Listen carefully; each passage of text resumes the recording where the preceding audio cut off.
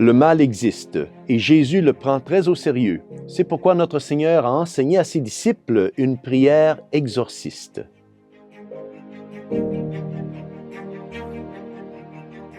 Au nom du Père et du Fils et du Saint-Esprit. Amen. Chers frères et sœurs, Salve Maria et bienvenue au commentaire de l'Évangile d'aujourd'hui.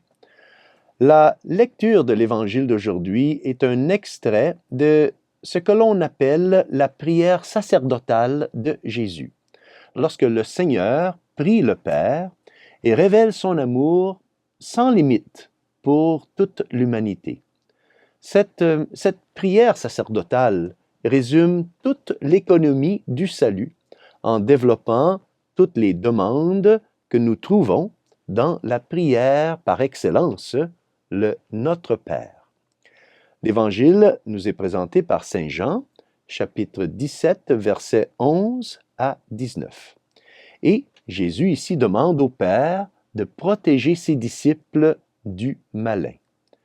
Lisons un extrait de l'Évangile. « Moi, je leur ai donné ta parole, et le monde les a pris en haine, parce qu'ils n'appartiennent pas au monde.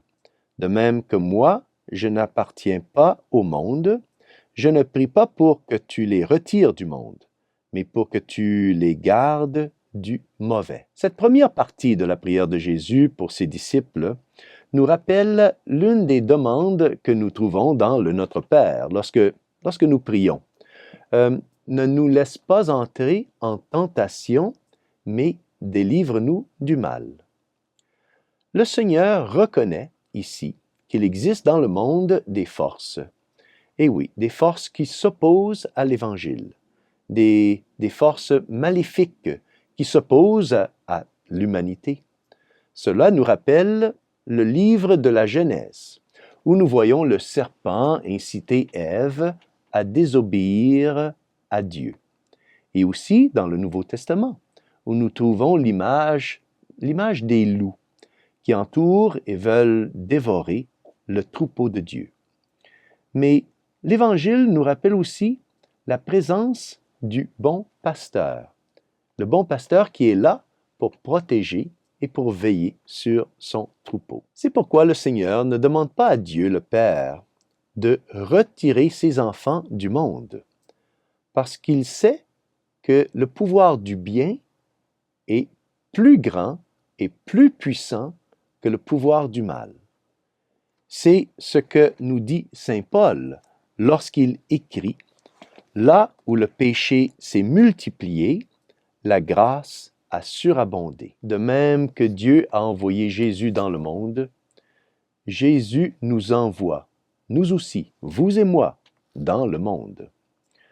Notre foi sera mise à l'épreuve, oui, bien sûr, mais l'Évangile d'aujourd'hui nous rappelle que Jésus prie pour nous et, comme un bon berger, il nous gardera tous à l'abri du danger.